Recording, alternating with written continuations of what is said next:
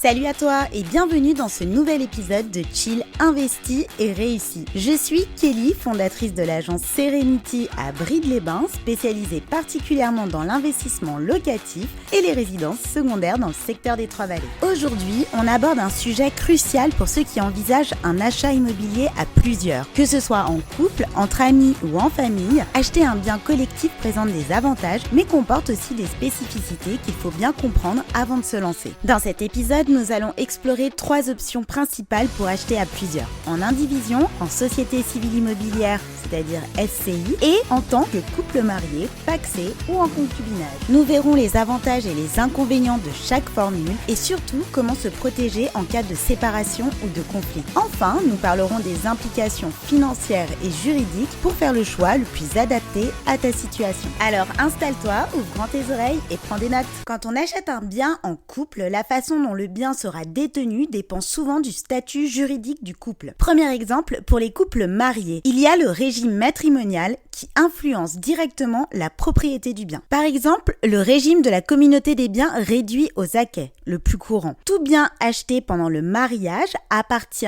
aux 2 époux, sauf s'il est spécifié qu'il est propre à l'un des 2. Le régime de la séparation de biens. Chaque époux est propriétaire de ses propres acquisitions, même celles faites pendant le mariage. Cela peut être intéressant si l'un des partenaires investit davantage dans le projet. Les avantages, c'est qu'en cas de décès, le conjoint survivant est souvent mieux protégé avec des droits d'usufruit sur le bien. Les inconvénients, c'est qu'en cas de divorce, il faudrait évaluer la part de chacun et procéder à un partage du bien, ce qui peut être source de conflits et de frais. Pour les couples pacsés, depuis 2007, les couples pacsés sont en principe en régime de séparation de biens, mais ils peuvent opter pour le régime de l'indivision. L'avantage, c'est que la séparation des biens facilite la gestion de la partie de chacun en cas de rupture. Les inconvénients, c'est que en cas de décès, le partenaire pacsé n'a pas de droit automatique sur le bien commun, sauf si des dispositions spécifiques ont été prises, des legs, testaments, etc. Pour les couples en concubinage, les concubins sont juridiquement indépendants, donc le bien appartient aux non figurant dans l'acte d'achat ou aux 2 en indivision. L'avantage, c'est la souplesse de cette option, et par contre les inconvénients, c'est que en cas de séparation ou de décès, la répartition des parties peut être complexe, surtout si un des partenaires a financé une partie plus importante du bien. On va aborder maintenant comment acheter en indivision. Donc l'indivision est une formule courante pour les achats en couple, mais aussi entre amis ou membres d'une même famille. Donc voici ce qu'il faut savoir. Le principe, c'est que chaque indivisaire possède une quote-part du bien proportionnellement à son apport initial. Par exemple, si 2 personnes achètent un bien en apportant respectivement 60%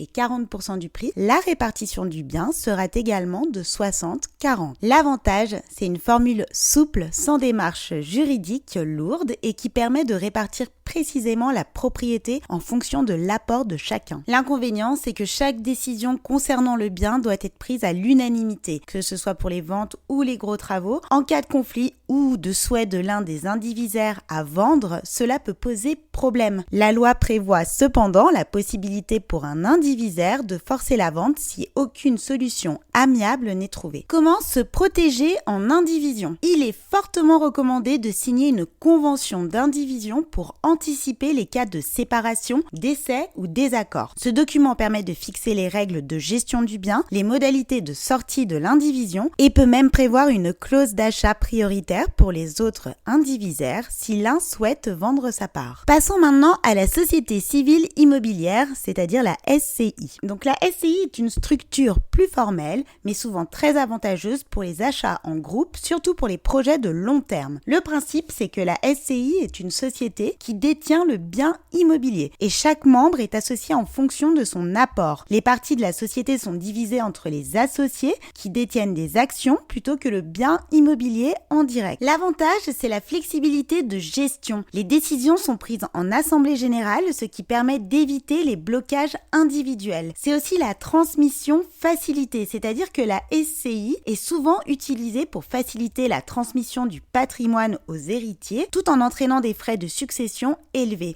On peut par exemple transmettre des parts de SCI plutôt que le bien lui-même. Et enfin, la sécurité aussi juridique, c'est-à-dire qu'en cas de décès, de séparation ou de conflit, le bien appartient à la SCI, ce qui simplifie les démarches. Pour les inconvénients, ça va être la création et la gestion d'une SCI qui sont plus coûteuses, donc frais de notaire, création de statut, obligations comptables, etc. La fiscalité aussi de la SCI peut être complexe et dépendra du régime choisi, c'est-à-dire impôt sur le revenu ou impôt sur les sociétés. Comment se protège la SCI ? Il est recommandé de bien rédiger les statuts de la SCI pour anticiper les règles de gestion et de transmission des parties en cas de décès ou de conflit. Il est également possible de prévoir une clause d'agrément pour éviter qu'un associé vende ses parts à un tiers sans l'accord des autres. Maintenant, nous allons voir les implications financières et fiscales de chaque option. On va commencer par la fiscalité de l'indivision. Donc en indivision, chaque indivisaire est imposé directement pour sa part de propriété. Si le bien est loué,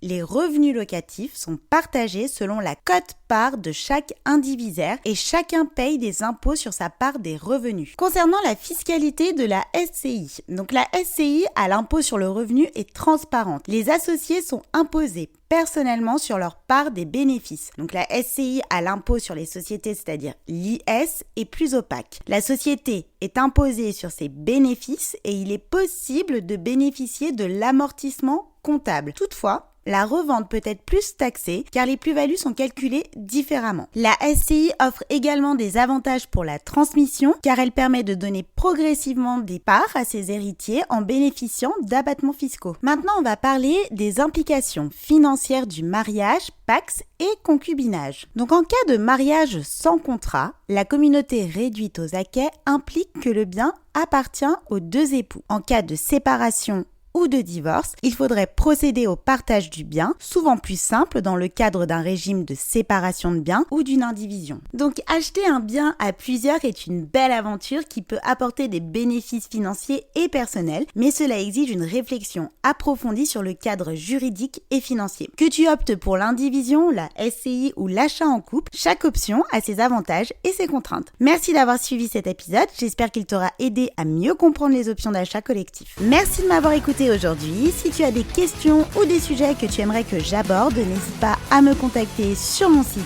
www.agence-serenity.com ou sur les réseaux inscrits dans ma bio. Si cet épisode t'a plu, n'hésite pas à laisser un petit like ou commentaire et n'oublie pas de t'abonner pour ne pas manquer mes prochaines aventures immobilières. Allez, chill, investis et réussis!